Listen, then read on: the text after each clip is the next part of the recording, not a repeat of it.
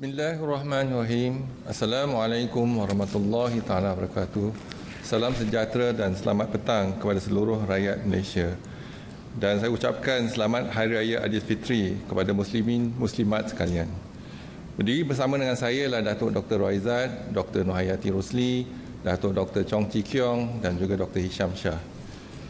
Kementerian Kesihatan Malaysia ingin memaklumkan bahawa terdapat 34 kes yang telah pulih dan dibenarkan discharge pada hari ini.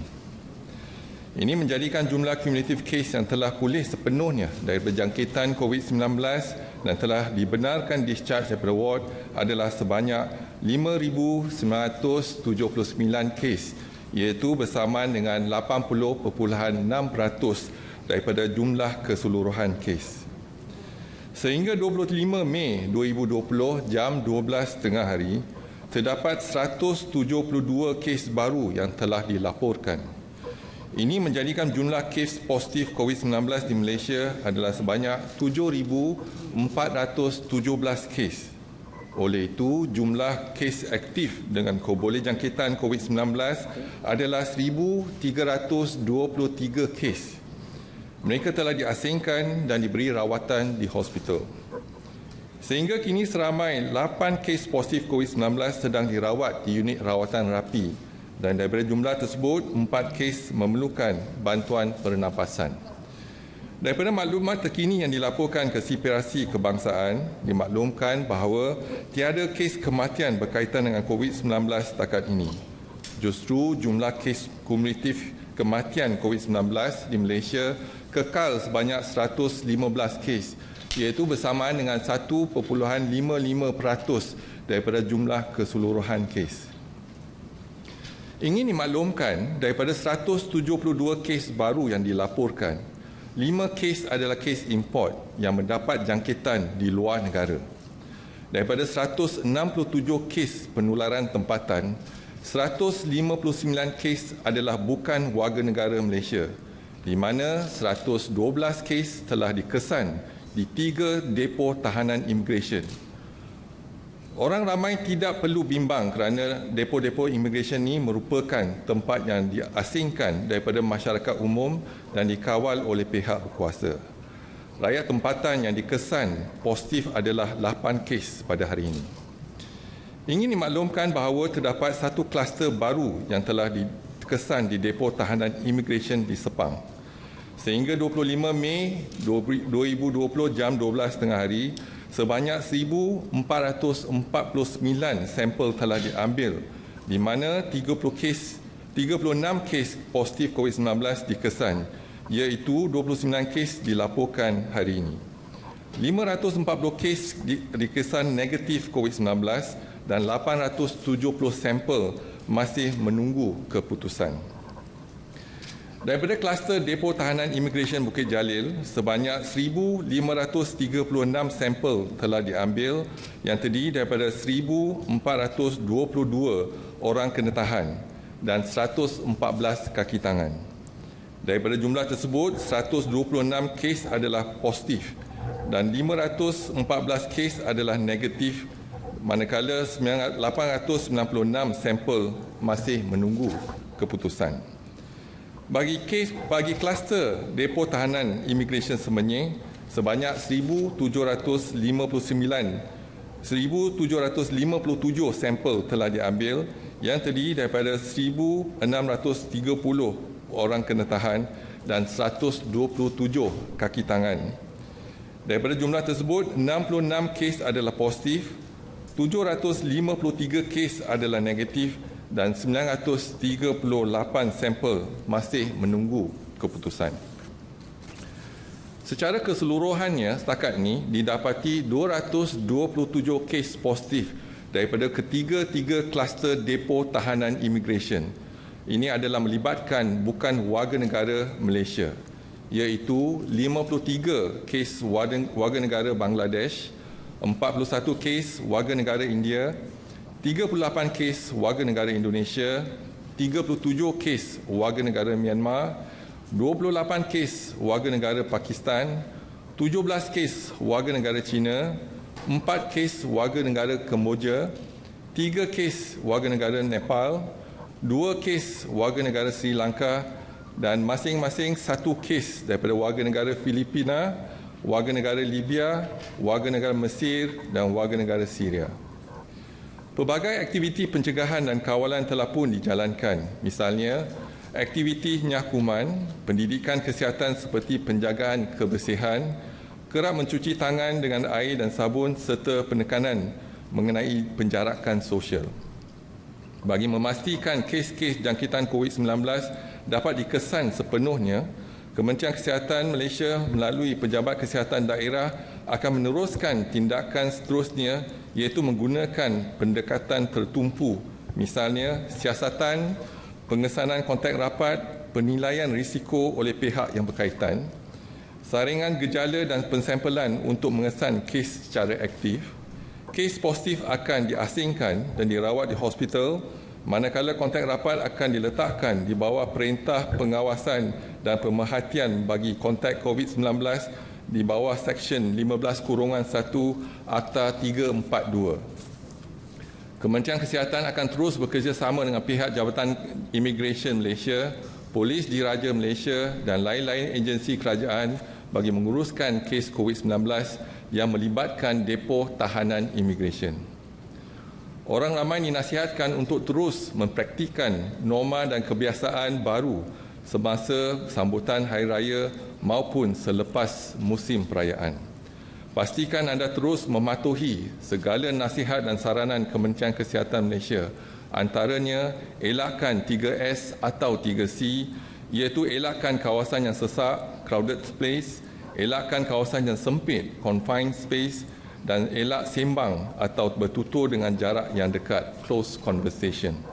Amalkan 3W, iaitu wash, kerap mencuci tangan dengan air dan sabun, dan wear, iaitu sangat digalakkan memakai alat penutup hidung dan mulut di tempat awam atau jika bergejala, dan warn, iaitu amaran daripada Kementerian Kesihatan yang lebih berkonsep peringatan seperti elak bersalaman dan bersentuhan, amalkan etika batuk dan bersin, duduk di rumah dan elakkan kunjung-mengunjung, dapatkan rawatan segera jika bergejala, sambutlah perayaan secara tertutup bersama ahli keluarga di rumah sahaja, lakukanlah aktiviti disinfeksi dan pembersihan di kawasan yang kerap disentuh. Selain itu, sentiasa ingatlah kepada SOP, iaitu syarat-syarat yang telah ditetapkan di bawah PKPB. Orang yang berisiko tinggi seperti kanak-kanak, bayi, warga emas dan orang kurang upaya perlu dilindungi manakala individu tidak sihat dan bergejala dikehendaki segera menjalani pemeriksaan kesihatan. Amalkan penjarakan sosial pada setiap masa iaitu sekurang-kurangnya 1 meter. Kementerian Kesihatan akan terus memantau perkembangan kejadian jangkitan dalam negara dan juga luar negara melalui maklumat yang diperolehi daripada pihak Pertubuhan Kesihatan Sedunia. Orang ramai akan sentiasa dimaklumkan sebarang perkembangan terkini dan kementerian akan memastikan langkah-langkah pencegahan dan kawalan yang sewajarnya adalah dilaksanakan secara berterusan. Seterusnya dimaklumkan laporan rumusan kes COVID-19 untuk kluster perhimpunan di Masjid Seri Petaling. Bilangan sampel diambil dan diuji setakat ini adalah 41,207. Bilangan kes positif ada 3,369 kes, iaitu bersamaan dengan 8.18% yang melibatkan 5 generasi. Kes yang masih aktif ialah 302 dan kes kematian adalah 33 kes. Seterusnya dilaporkan saringan COVID-19 di 378 sekolah tahfiz dan madrasah sehingga 25 Mei 2020. Jumlah pelajar, guru dan kaki tangan yang telah dikenal pasti ialah 20,592. Jumlah sampel yang diambil dan diuji adalah 15,024 iaitu bersamaan dengan 73%. Jumlah kes positif setakat ini ialah 683 bersamaan dengan 4.5%. Mereka yang bergejala adalah 96 kes iaitu bersamaan dengan 14.1%. Mereka yang tidak bergejala dan positif adalah 587 kes bersamaan dengan 85.9%. Seterusnya dimaklumkan saringan COVID-19 di 390 pasar sehingga 25 Mei 2020. Jumlah peniaga, pekerja dan lain-lain yang dikenal pasti ialah 41,435. Jumlah kes yang disampel dan diuji adalah 32,075 kes, iaitu bersama dengan 77.4%. Jumlah kes positif ialah 271 kes bersama dengan 0.8%. Mereka yang bergejala ialah 37 bersama dengan 13.6%. Mereka yang tidak bergejala dan positif adalah 234 kes bersama dengan 86.4%. Dimaklumkan saringan COVID-19 di 279 pusat jagaan warga mas sehingga 25 Mei 2020. Jumlah penghuni, penjaga dan kaki tangan yang dikenal pasti adalah 11,129. Jumlah sampel yang diambil dan diuji setakat ini ialah 9,429 bersamaan dengan 84.7%. Jumlah kes yang positif adalah 23 iaitu 0.2%. Mereka yang bergejala ialah 3 kes iaitu 13%. Mereka yang positif dan tidak bergejala ialah 20 kes iaitu 87.0%. Seterusnya laporan warga negara Malaysia yang pulang dari luar negara mulai 3 April sehingga 25 Mei 2020, jumlah terkumpul ialah 40,716 individu yang telah dikuarantinkan dan 33,092 individu telah pun tamat tempoh kuarantin selama 14 hari. Jumlah kes positif adalah 446. Ada pertambahan 5 kes iaitu mereka yang pulang daripada Mesir 2 kes, daripada Pakistan 2 kes dan Indonesia 1 kes. Seterusnya laporan kluster COVID-19 yang aktif sehingga 25 Mei 2020. Ingin dimaklumkan ada pertambahan 1 kluster baru hari ini iaitu kluster tapak pembinaan Kuala Lumpur 2. Dimaklumkan kluster depo tahanan imigresen Bukit Jalil yang pertama ada pertambahan 66 kes menjadikan jumlah kes keseluruhan 126 kes. Kluster yang baru tapak pembinaan Kuala Lumpur ada 44 kes yang dikesan, jadi jumlah kes ialah 44. Dan yang ketiga ialah depo tahanan imigresen Sepang ada pertambahan 29 kes menjadikan jumlah kes ialah 36. Dan yang keempat ialah depo tahanan imigresen di Semenyih ada pertambahan 17 kes menjadikan jumlah kes ialah 66, iaitu di mana salah seorang daripada 66 ialah warga Malaysia. Jadi bukan warga negara ialah 65. Dan yang kluster persidangan gereja ada pertambahan 1 kes menjadikan jumlah kes 191. Seterusnya dimaklumkan kapasiti harian 45 makmal COVID-19 sehingga 24 Mei 2020, jumlah kapasiti maksima ialah 27,667 ujian. Dan semalam kita berjaya melaksanakan 15,772 iaitu bersamaan dengan 57% sahaja. Dimaklumkan juga sampel yang diambil dan diuji untuk pesakit pre-op ataupun sebelum pembedahan di Hospital Kementerian Kesihatan Malaysia, jumlah kumulatif ujian yang dijalankan ialah 13,928 dan jumlah kes positif setakat ini adalah 13 kes bersamaan dengan 0.1%. Dan juga dimaklumkan sampel dan ujian menggunakan rapid test kit antigen setakat ini ialah 2,810 ujian telah dijalankan. Kes positif yang dikesan menggunakan RTK antigen adalah 44 kes bersama dengan 1.5%. Dan dimaklumkan saringan dan ujian untuk bukan warga negara setakat ini ialah 27,383 individu. Kes yang positif ialah 1,519 iaitu bersama dengan 5.5%. Mereka yang dalam rawatan adalah 462 bersamaan dengan 30.4% dan hanya seorang pesakit masih dirawat di ICU iaitu 0.2% dan melibatkan 4 kematian iaitu 0.3% daripada jumlah keseluruhannya. Jadi saya buka pada pertanyaan jika ada. Silakan.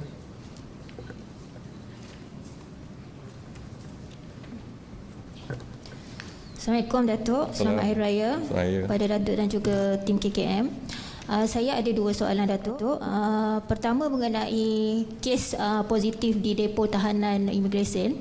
Bagaimana memastikan pegawai dan kaki tangan di situ bebas daripada COVID dan tidak membawa keluar virus tersebut? Soalan pertama. Soalan kedua mengenai SOP TASCA yang didakwa mengasingkan anak-anak barisan hadapan dengan kanak-kanak yang lain. Jadi kita mahu kepastian benarkah ia kerana ada pihak yang berpendapat ianya adalah satu diskriminasi dan perlu ditarik balik. Terima kasih Datuk. Terima kasih atas soalan tersebut. Yang pertama ialah mengenai pegawai ataupun kaki tangan yang bertugas di depo tahanan imigresen. Setakat ini kita telah asingkan mereka untuk siasatan dan yang pasti mereka telah digantikan dengan kaki tangan dan pegawai yang baru bertugas di depo tersebut. Yang itu yang pertama. Yang pasti yang kita perlu laksanakan ialah menjalankan saringan kepada ketiga-tiga depo tersebut. Jadi risiko untuk kaki tangan dan pegawai dan juga orang kena tahan adalah tinggi. Jadi seolah-olahnya Kementerian tengah melaksanakan PKPD iaitu di kawasan yang diasingkan. Jadi di depo tu telah pun diasingkan. Jadi mudah untuk Kementerian Kesihatan melaksanakan ujian untuk orang kena tahan dan juga pegawai dan kaki tangan yang bertugas di depo tersebut. Jadi saringan masih dijalankan dan penyiasatan juga masih dijalankan. Ada kemungkinan jangkitan adalah disebabkan oleh satu ataupun tahanan yang sempit dan ruang yang sempit. Yang tu mungkin menjadikan satu faktor. Jadi kita kementerian melihat kepada tempat-tempat tahanan, contohnya di penjara, di lock-up, polis dan sebagainya. Kalau ruang yang sempit, kalau ada seorang yang positif, jadi besar kebarangkalian untuk menjangkiti orang kena tahan yang lain. Yang itu mungkin adalah satu faktor. Tetapi siasatan sedang dijalankan dan juga dikontaminasi ataupun nyah cemar telah pun dijalankan di blok-blok yang telah dikenal pasti. Yang itu pertama.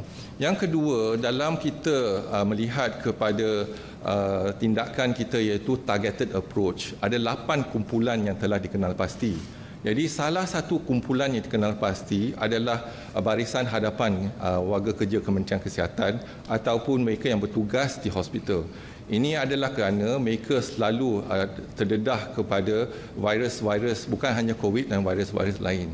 Pada kita pekerja-pekerja di hospital, kita selalu diperingatkan iaitu apabila kita kembali ke rumah, jangan terus kita menyentuh anak-anak kita. Kita kena membersihkan diri kita dulu sebelum kita menyentuh anak-anak kita sebab ada kemungkinan kita membawa jangkitan tersebut.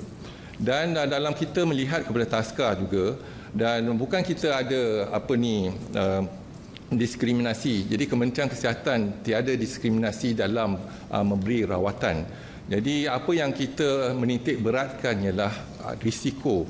Jadi risiko yang tinggi untuk mendapat jangkitan ada 2 kumpulan. Iaitu pertama ialah keluarga yang berkaitan dengan kes yang positif. Mereka ada risiko yang tertinggi. Yang kedua, barisan hadapan Kementerian Kesihatan juga telah dikenal pasti sebagai satu kumpulan berisiko. Jadi mengikut garis panduan CDC di US ialah untuk TASCA dan sebagainya adalah kita perlu melihat kepada risiko tersebut, tetapi apa yang diperlu bukan kita diskriminasikan berarti ataupun kita sekat daripada kanak-kanak tu datang ke TASCA. Tidak, kita tak sekat, tetapi kita khaskan satu tempat untuk kanak-kanak yang barisan hadapan Kementerian Kesihatan. Contohnya kalau TASCA tu di hospital, memang anak-anak daripada warga kerja Kementerian Kesihatan tak ada masalah. Jadi itu memang kumpulan yang sama. Tetapi kalau bergaul dengan kanak-kanak lain, kita kena khaskan satu tempat untuk mereka. Jadi bukan pengasingan tetapi khaskan satu tempat untuk kanak-kanak warga kerja barisan hadapan Kementerian Kesihatan. Itu yang kita nak titik beratkan. Jadi kita memberikan perhatian khusus ataupun pengawasan yang khusus kepada anak-anak daripada warga Barisan Hadapan Kementerian Kesihatan. Itu saja yang kita tetapkan. Mungkin cara kita interpretasi ataupun kita lihat ataupun cara kita mengolahkan perkataan itu seolah-olah diasingkan, tetapi ialah memberikan perhatian khusus pada. Lagipun yang peraturan-peraturan tersebut ataupun SOP tersebut belum lagi dibentangkan ke Majlis Keselamatan Negara. Hanya kita perhalusi dan kita cadangkan nak dibentangkan. Tetapi kita mendapat maklum balas daripada semua barisan warga hadapan Kementerian Kesihatan, dan kita sekarang ni hanya kita perlu mendapatkan satu tempat khas untuk mereka. Jadi pengawasan yang lebih dapat diberikan. Tetapi tak ada diskriminasi dari segi kita menyekat. Kita tak ada menyekat pun, tapi kita bagikan ruang yang tertentu, dan murid-murid yang bergaul ataupun kanak-kanak di taska hanya kumpulan yang telah dikenal pasti. Itu yang kita kena tekankan. Jadi di dalam Kementerian Kesihatan tiada diskriminasi dari segi kita memberi rawatan sama ada warga negara ataupun bukan warga negara, sama ada dewasa ataupun kanak-kanak, sama ada barisan hadapan warga Kementerian Kesihatan ataupun bukan. Jadi saya rasa perkara ini harus dibentangkan dulu kepada MKN sebelum kita dapat diluluskan untuk pelaksanaan. Selamat petang Datuk Doktor. Saya ada dua soalan. Dilaporkan Thailand akan memulakan percubaan vaksin COVID-19 terhadap manusia penghujung tahun ini selepas ujian ke atas monyet memberi keputusan positif. Jadi adakah Malaysia ambil maklum tentang perkembangan terkini ini, dan mungkin Malaysia akan melibatkan diri dalam percubaan oleh kerajaan Thailand ini? Mengenai soalan kedua, Datuk tadi ada sebut pasal kluster baru di tapak pembinaan Kuala Lumpur melibatkan 44 kes. Apakah punca jangkitan yang berlaku di tapak pembinaan ini, dan adakah kerana syarikat atau kontraktor gagal mematuhi SOP? Terima kasih. Terima kasih. Jadi kalau kita lihat mengenai vaksin, telah pun saya maklumkan, iaitu ketika pendelegasi datang dari negeri China, mereka telah maklumkan kepada kita dan mereka sedang menjalankan kajian vaksin, iaitu fasa kedua, dan laporan kajian tersebut mungkin akan kita dapat dalam bulan 11 ataupun 12. Jadi kalau kita lihat kepada vaksin dijalankan ke atas haiwan berkesan, dan besar kemungkinan kita akan melaksanakan kajian ketiga, fasa ketiga, iaitu ke atas manusia. Dan Kementerian Kesihatan bersedia untuk menjalankan kajian bersama dengan negara-negara lain, contohnya negara China dan sebagainya. Tapi apa yang pasti sekarang ni, kita belum lagi dapat laporan yang didapat untuk kajian yang dilaksanakan, yang perlu dilaksanakan kepada manusia lagi. Sekarang ni hanya kajian dilaksanakan pada fasa kedua. Jadi fasa ketiga ialah kajian untuk manusia. Yang tu kalau ada mereka telah kenal pasti vaksin tersebut yang berjaya dijalankan pada haiwan dan boleh diguna pakai untuk manusia, Kementerian Kesihatan akan cuba mendapatkan kerjasama daripada negara berkenaan untuk menjalankan kajian bersama. Yang itu yang pertama. Yang kedua mengenai saringan dikesan positif ya. Tapak pembinaan. Jadi kalau kita lihat kepada tapak pembinaan, daripada kajian kita, besar kemungkinan mereka pekerja asing yang menjalankan ataupun bekerja di tapak pembinaan ini, mereka duduk di tempat yang tertutup ataupun yang sempit, ruang yang sempit. Itu kita rasa menjadi satu faktor yang utama bagaimana jangkitan ini dapat menular di kalangan pekerja-pekerja asing di tapak-tapak pembinaan. Jadi kalau kita lihat standard operating procedure di tapak pembinaan telah pun ada, tetapi mereka hanya melihat kepada tapak pembinaan tersebut ataupun kilang ataupun tempat kerja. Tetapi apa yang penting ialah kita kena lihat kepada penempatan mereka, iaitu rumah mereka macam mana, jadi cara mereka duduk. Mungkin kita dipahamkan, contohnya di Masjid India, satu apartmen yang kecil, 30 orang duduk satu apartmen. Jadi ruang yang sempit adalah satu faktor utama virus COVID-19 ini dapat berjangkit. Jadi kita kena lihat kepada faktor-faktor yang lain juga di kalangan pekerja asing. Jadi kita percaya ruang yang sempit, confined space, crowded space adalah satu faktor yang penting yang kita kena perhalusi dan lihat bagaimana kita boleh laksanakan penjarakan yang sosial. Hari ini kita tak ada vaksin, tetapi vaksin yang kita ada ialah penjarakan sosial, penjarakan selamat. Itulah vaksin yang kita ada. Selamat Hari Raya, Dato' Doktor. Alison from the Star here. I have a few questions for you about the detention depot. What is the total number of the people who are detained in 3 detention centers as of today? And how many COVID tests has been done so far? Although it's mentioned in your figures earlier, but there is one detention center that is not mentioned. So, and how many more are pending? Pending in the sense that they have not been tested, in the sense that not waiting for results. And how many tests are done averagely in a day? And how long more to clear the current detainees? And is the virus outbreak at the detention centers worsening? And what kind of procedure is actually in place to prevent the spread of the virus at the detention centers? And following the new clusters detected, does the ministry station any team, healthcare teams on site? And what about the manpower strength? That's all. Thank you, Dato'. All right, thank you for the question. So far, we have 14 depo tahanan immigration di bawah pengurusan Jabatan Immigration Malaysia. And we have 4 detention center ataupun depo tahanan immigration di Sabah dikenali sebagai Pusat Tahanan Sementara PTS. And total ada 18, iaitu 14 depo tahanan immigration di bawah Jabatan Immigration Malaysia dan 4 di bawah PTS, iaitu Pusat Tahanan Sementara. 3 depo tahanan immigration telah disaring. So far we have done 3. That is Bukit Jalil, Semenyih and Sepang. In Bukit Jalil, we have 1,536 detainees and 126 positive at the moment. And we are doing the screening for everyone. Just like we are doing for EMCO, so regardless whether it's a staff or even a detainees, we will do for everyone. For Semenyih, we have 1,631. They have been tested and screened. We found 66 positive so far, and in KLIA Sepang, 1,346. And 36 were found positive at the moment. So we are still waiting for the results. Testing has been done, and then we are waiting for the result for next 24 hours. So we foresee that today, tomorrow, or day after tomorrow, we will probably have an increase of the cases.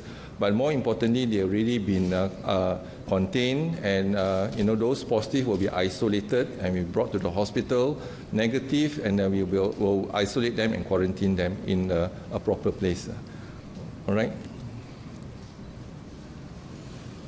Okay, selamat petang, Datuk. Saya Jeff dari Sing Delhi. Nak tanya, nampaknya itu sisa klinikal semakin banyak. So ada apa-apa sekali?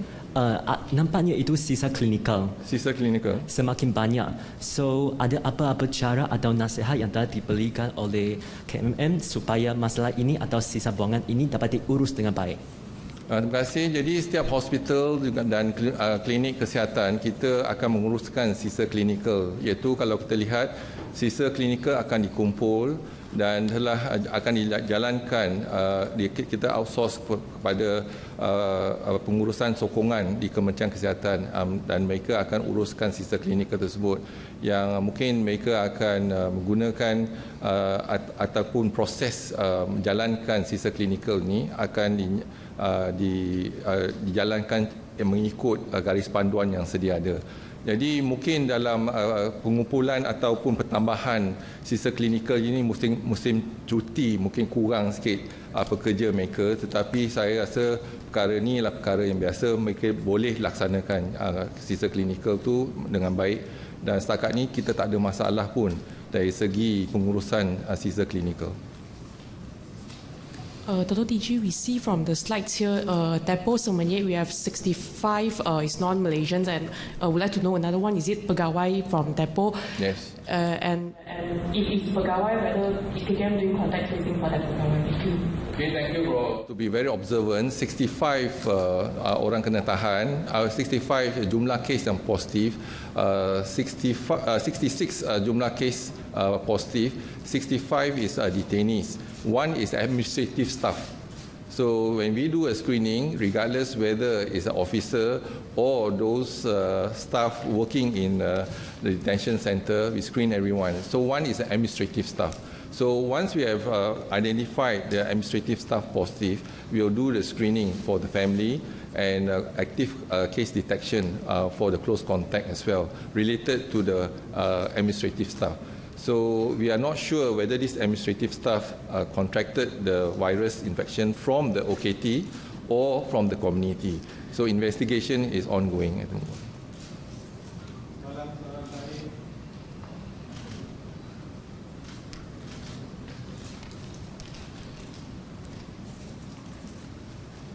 Okey, kalau tak ada soalan lagi, sekali lagi saya ingin ambil kesempatan ini mengucapkan selamat Hari Raya Aidilfitri, maaf zahir dan batin daripada Kementerian Kesihatan dan saya sendiri kepada seluruh rakyat Malaysia, dan saya harap semua rakyat Malaysia dapat patuh kepada SOP untuk kita meraihkan Aidilfitri pada tahun ini.